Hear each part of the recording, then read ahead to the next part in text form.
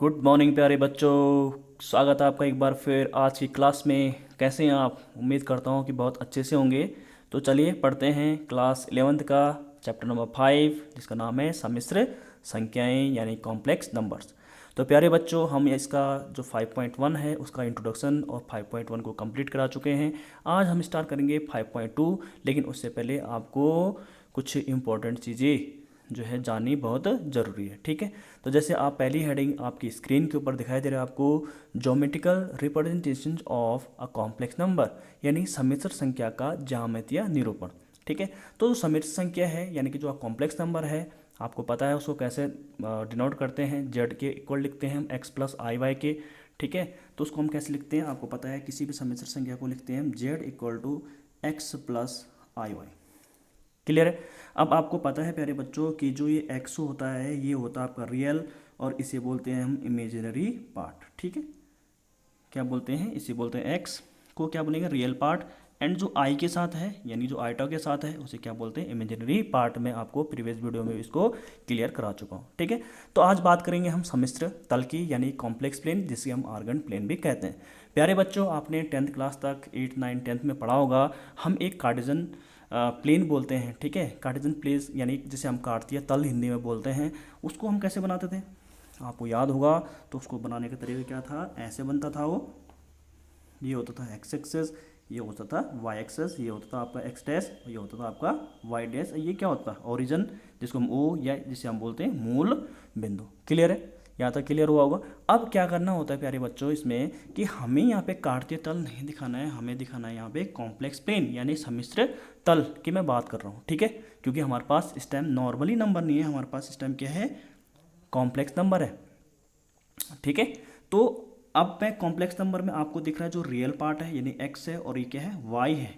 ठीक है, इसको ही मैं जो है इस वाले एक्सेस में यानी एक्स और जो ये पॉजिटिव एक्सेस है उसमें हम एक पॉइंट को नोट करेंगे, जिसको दे दिया मैंने सपोज यहाँ पे पी बिंदु, मैंने इसको मान लिया। तो पी बिंदु क्या होगा, उसके कोऑर्डिनेट क्या माने मैंने, एक्स और वाई। और एक्स और वाई कहाँ से है, ये आपका जो एक्स है वो है आपका रियल पार्ट, और वाई है आपका इमेजिनरी पार्ट। क्लियर है? तो बच्चों, आपने देखा कि यहाँ पे जो x और y यानी जो रियल पार्ट और इमेजिनरी पार्ट है, यानी x और y को मैंने एक कोऑर्डिनेट के फॉर्म में कहाँ पे लिखा, ये आपका फर्स्ट क्वाड्रेंट, इसे बोलते हैं फर्स्ट क्वाड्रेंट। ये होता है आपका सेकंड, ये होता थर्ड, और ये फोर्थ। मैंने फर्स्ट क्वाड्रेंट में एक बिंदु के तौर पर उसको लिया है, जैसे आपको दिख रहा है पी बिंदु x और y। ठीक है, x और y कहाँ से आए, ये इसके real part and imaginary part.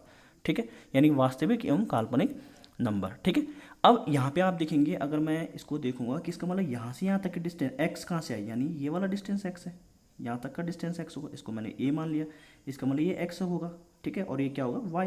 भाई तभी तो y के बराबर होगा ना, तो तभी तो ये y x y आया है, देखो x और y, तभी तो ये कोऑर्डिनेट x y बोलो पाऊंगा मैं इसको। ठीक है, और अगर मेरे बच्चों में इसको यहाँ से मिला दूँ तो आपको पता है कि इसको मैं लिखता हूँ z का मॉड। क्या लिखता हूँ इसे, z का मॉड से इसको निरूपित करता हूँ। ठीक है, और z के मॉड को ही मैं इसको r बराबर लिख सकता हूँ, यानी कि जो r है वो खुद क्या है, z के मॉड के बराबर है। ठीक, इसे बोलते हैं सम्मिश्र संख्या का मापांक। क्या बोलते हैं इसे, मापांक। क्या बोलेंगे इसे, मापांक, या और भी बोल सकते हैं मॉडलस बोल सकते हैं। ठीक है, समझ में बात आई? अब यहाँ पे यह मॉड बोल सकते हैं। तो आपने देखा कि r बराबर क्या है, z का मॉड, जिसे हम मापांक बोलेंगे। और आप अगर देखेंगे तो कहीं ना कहीं जो z का मॉड है यानी कि मॉड z है, वो कहीं ना कहीं प्यारे बच्चों किसके बराबर आएगा, आपका x square plus y square का रूट के बराबर आएगा। अब बोलो कैसे भाई, आप इसमें ये देखो त्रिभुज दिख रहा है आपको। ठीक है, तो यहाँ पे 90 डिग्री का होगा।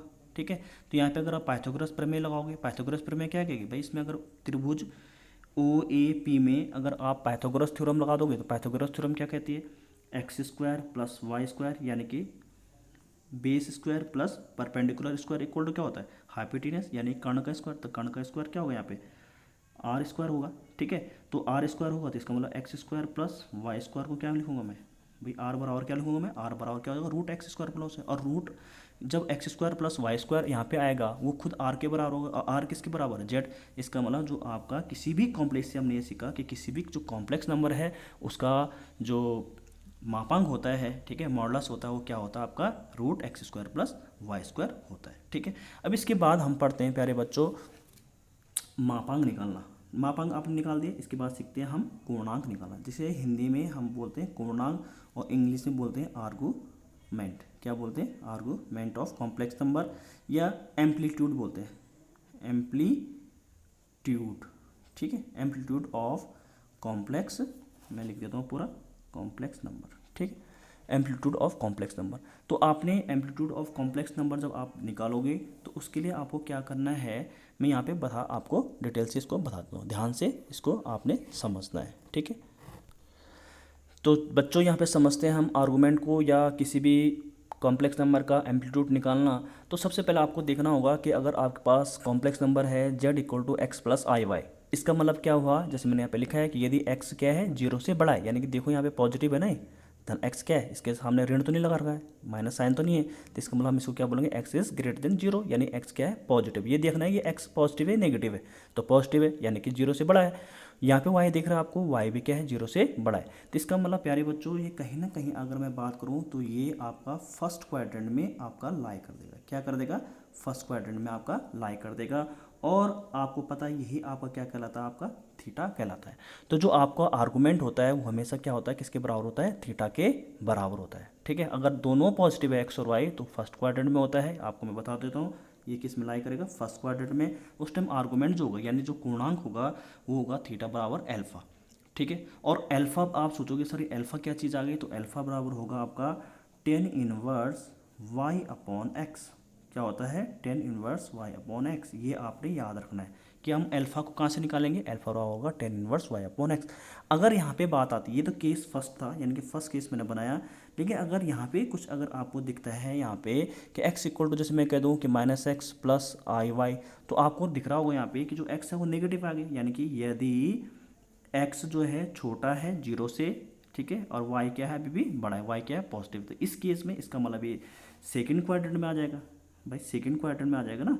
तो इस टाइम ये क्या होगा आपका, यहाँ से यहाँ तक क्या होगा भाई, जितना घूमेगा ये एंटी क्लॉकवाइज, घड़ी के विपरीत एंटी क्लॉकवाइज बोलेंगे ना, इधर से इधर घूम रहा है, तो ये थीटा यानी ये आर्गूमेंट होगा। इस बार थीटा क्या होगा, ये होगा यहाँ से यहाँ तक, ठीक है, इस बार क्या होगा थीटा यहाँ से यहाँ तक, तो ये अल्फा होगा। तो अल्फा आपको निकालना पड़ेगा इसका, इस केस में। तो आपको पता है कि अल्फा निकालने का फॉर्मूला क्या है भाई, अल्फा कैसे निकलेगा, tan inverse y upon x. तो बेसिकली आपने याद रखना है कि आर्गूमेंट अगर फर्स्ट क्वाड्रेंट में है तो आपने बोलना है कि आर्गूमेंट यानी कि जो थीटा है वो होगा आपका अल्फा के बराबर। अल्फा कहाँ से निकलेगा, जैसे मैंने कहा इससे निकलेगा, ठीक है। अब इस वाले केस में आप देखेंगे तो इस वाले केस में जो आर्गूमेंट होगा वो होगा प्यारे बच्चों आपका पाई माइनस अल्फा।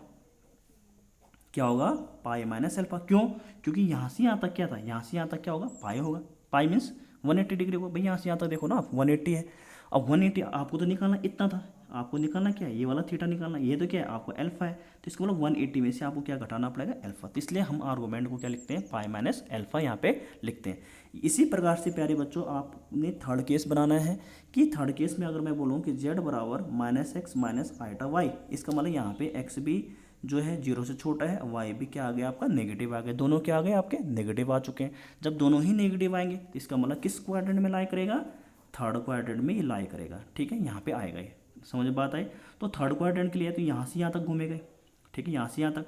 तो हमें पता, ये भी पता होना चाहिए कि जो आपका आर्गूमेंट होता है वो हमेशा कहाँ से कहाँ तक नापते हैं हम, माइनस पाई से लेकर कहाँ तक, पॉजिटिव पाई तक हम यहाँ पे नापते हैं प्यारे बच्चों, ठीक है। तो आपने क्या करना है, इसका मतलब यहाँ से यहाँ तो ज़्यादा हो गया, क्योंकि यहाँ से यहाँ तो ये तो पाई हो गया, अब इधर अब जब जाओगे तो पाई से ज़्यादा नहीं होना चाहिए, ठीक है।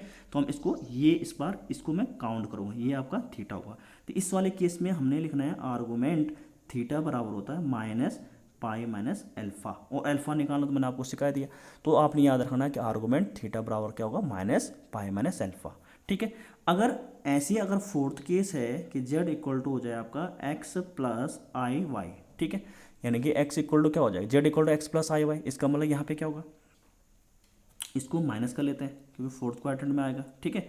तो ये फोर्थ क्वाड्रेंट में क्या होगा, यहाँ पे आप देख रहे हैं कि x क्या है, 0 से बड़ा है, और यहाँ पे y क्या है, 0 से छोटा है। तो इस केस में जो आर्गूमेंट होगा थीटा वो आपका होगा सीधा सीधा माइनस अल्फा के बराबर होगा। क्यों, क्योंकि इसका चित्र जो बनेगा, इसका जो ग्राफ बनेगा वो यहाँ पे बनेगा, ठीक है, और यहाँ पे बनेगा तो हम सिर्फ इसको काउंट कर लेंगे, क्योंकि यहाँ से यहाँ तक जाएगा तो मैंने बोला कि उसकी जो रेंज है वो है माइनस पाई से लेकर कहाँ तक, पाई तक है। तो हम इतना नहीं घुमाएंगे, हम डायरेक्ट नीचे यहाँ से आ जाएंगे, ये एक्स एक्सिस है, ठीक है। तो जब हम नीचे आएंगे तो यहाँ पे क्या कितना होगा, माइनस अल्फ़ा के बराबर हो। तो प्यारे बच्चों, आपने यहाँ पे क्या देखना है, सिंपल सा आपने यहाँ पे ये समझना है। मैं यहाँ पे एक सारणी आपके लिए दोबारा से बना देता हूँ जिसको आपको समझने में बहुत आसानी होगी। ठीक है, तो बच्चों यहाँ पे हम क्या करेंगे कि मैंने जैसे आपको बताया, मैं उसका एक समराइज़ दोबारा से आपको बता देता हूँ कि अगर आपके पास कोई भी कॉम्प्लेक्स नंबर है z equal to x plus iota y, ठीक है, तो आपने सबसे पहले उसमें ध्यान देना है कि ये कौन से जो x और y है वो नेगेटिव है या पॉजिटिव है, ये एक पॉजिटिव एक नेगेटिव या एक नेगेटिव एक पॉजिटिव है। ठीक है, यानी कि इससे हमें क्या पता चलेगा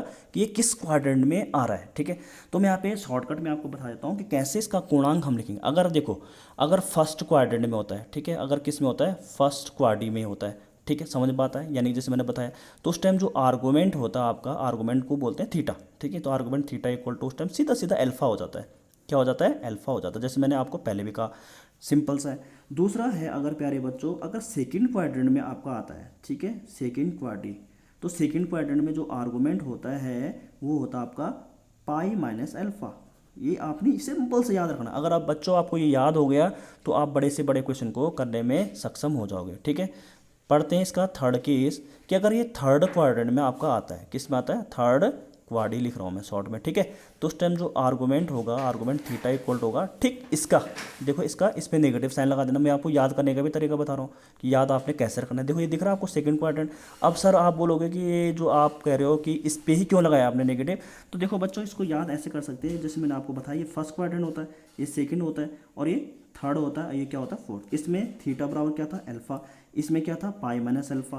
तो इसका ठीक इस पे जो यहाँ पे फर्स्ट है उसके नीचे क्या आ रहा है, सॉरी जो सेकंड है उसके नीचे क्या आ रहा है, थर्ड आ रहा है, तो जो सेकंड क्वाड्रेंट में है उस पर माइनस चिपका देना है और ये हो जाएगा। और देखो यहाँ पे क्या है, फर्स्ट के नीचे क्या आता है, सीधा फोर्थ क्वाड्रेंट आता है, तो इसमें आपने माइनस चिपका देना है। मैं पहले आपको बता रहा हूँ कि याद करने का तरीका ये। देखो यहाँ पे थीटा बराबर अल्फा है, तो इसके नीचे जस्ट नीचे क्या हो जाएगा, फोर्थ क्वाड्रेंट में थीटा इक्वल टू क्या हो जाएगा, माइनस अल्फा हो जाएगा। और सेकंड क्वाड्रेंट में आप देखेंगे पाई माइनस क्या है, अल्फा है, तो इस पर माइनस लगा दिया आपने।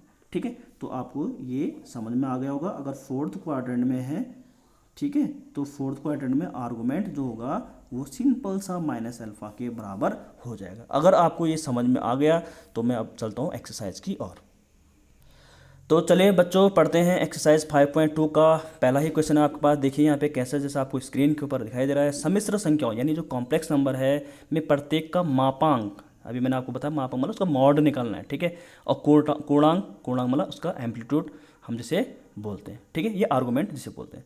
तो आपके पास जो कॉम्प्लेक्स नंबर दिया है वो है z equal to -1 minus i root 3। बहुत ही महत्वपूर्ण प्रश्न, बहुत बार आ चुका है और ये आपको आना भी चाहिए। ठीक है, तो सबसे पहले मैं बात करूंगा इसकी मापांक निकालने की। तो सबसे पहले मापांक आपको पता है कि प्यारे बच्चों, मापांक का फॉर्मूला होता है, डायरेक्ट मैं फॉर्मूला अप्लाई करूंगा तो यहाँ पे क्या होता है, उसको लिखूंगा मैं मॉड जेड इक्वल टू क्या लिखा था मैंने अभी रूट के अंदर x square plus y square. और आपको भली बात ही पता है कि एक्स क्या होता है यहाँ पे, इसका रियल, ये रियल है, ये क्या है आपका इमेजिनरी, यानी कि रियल मीन्स वास्तविक और इमेजिनरी काल्पनिक। ठीक है, दो पार्ट होते हैं इसमें, तो आपने डायरेक्ट वैल्यूज पुट कर देना है। तो यहाँ पे एक्स की जगह में क्या रखोगे, -1 का स्क्वायर प्लस वाई की जगह में क्या रखोगे, -√3 का होल स्क्वायर। क्लियर है। अब यहाँ पे आप जब देखोगे इसको और आगे सॉल्व करोगे तो ये होगा आपका -1 का स्क्वायर 1 होता है और प्लस √3 का स्क्वायर क्या होता है प्यारे बच्चों, 3 हो जाएगा।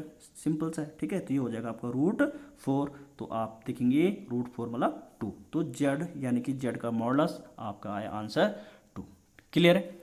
अब बात आती है इसका जो महत्वपूर्ण पार्ट है, पूर्णांक यानी कि एम्पलीट्यूड या आर्गूमेंट निकालेंगे। तो सबसे पहले पूर्णांक में प्यारे बच्चों जब मैं निकालूंगा तो सबसे पहले मैं इसमें देखूंगा कि ये कौन से क्वाड्रेंट में लाई कर रहा है। आप देख रहे होंगे यहाँ पे कि जो पहला पोर्शन है वो भी नेगेटिव है और जो दूसरा इसका पार्ट है वो भी नेगेटिव है। तो नेगेटिव मतलब वो किस में लाई कर रहा है, थर्ड क्वाड्रेंट में। देखो यहाँ पे आपको पता है ना, यहाँ पे क्या होता है, सारे पॉजिटिव होते हैं। एक बार मैं और बता देता हूँ आपको।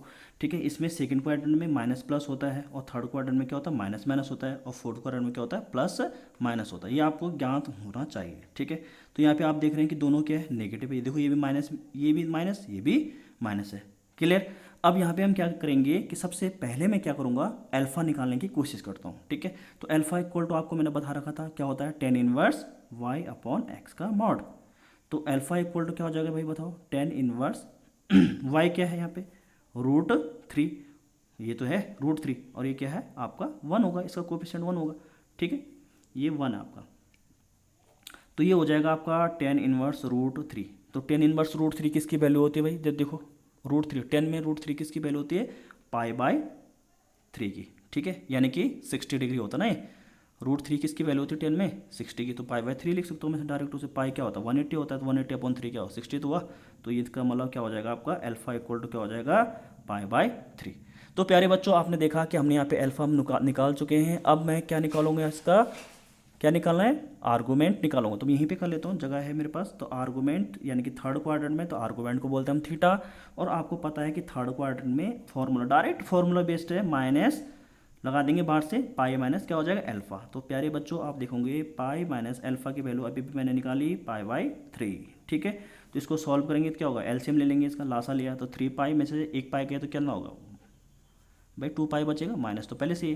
तो आपने देखा कि जो थीटा आया आपका वो आया 2 पाई बाय 3। तो ये आपका आंसर हुआ। तो होप कि आपको एक क्लियर हुआ होगा। Thank you so much.